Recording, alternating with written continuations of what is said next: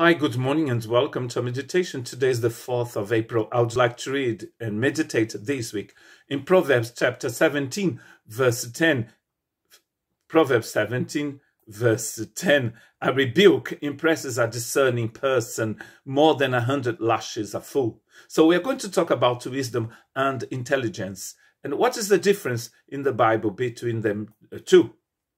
Wisdom is the life lessons you pick up through experience and store in your mind, and then you put it into practice. What you have in your heart, you put into practice. Intelligence, on the other hand, is defined as the ability to acquire and apply knowledge and skills. It's about intellect and the application of that intellect. It's about ideas. James will give us a very interesting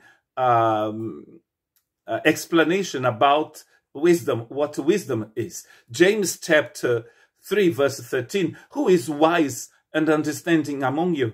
Let them show it by good life, by deeds done in the humility that comes from the wisdom of God. So to James is the practice of wisdom that is important, and that's what wisdom is the way you see things and then the way you live, you do things. James is very, very interested in practical things. Like when he talks about faith, he's going to say that if there is no practice, there is no faith. God called Abraham to leave his family and his country and to go somewhere else, to a place that God was going to show him. And then how do we know that Abraham had faith? He obeyed and he left. God, many, many years later, God told him, Abraham, give me your son in Holocaust.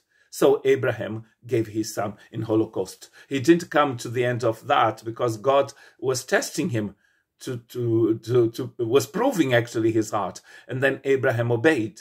The other example of faith in the book of James, is Rahab.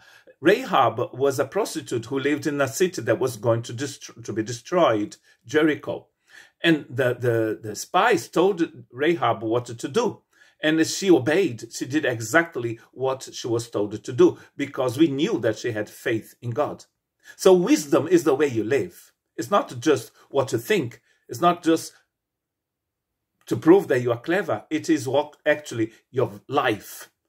1 Corinthians chapter 1, verse 26 to 29 shows us how God sees the wisdom of the world. Brothers and sisters, think of what you were when you were called.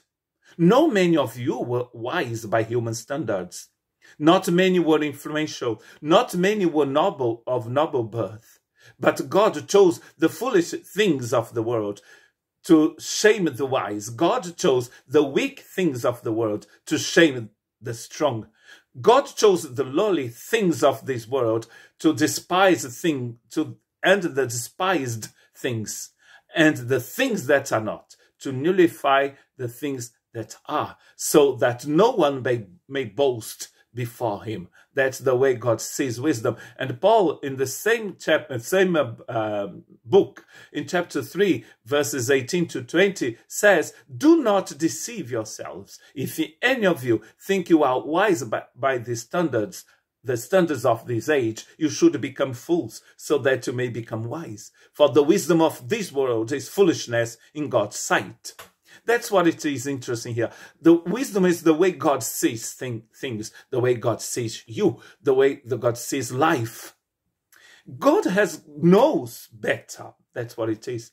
When we are wise according to God, we will see things the way God sees them. We are going to see our lives the way God sees it. And we are going to see life in general the way God sees it.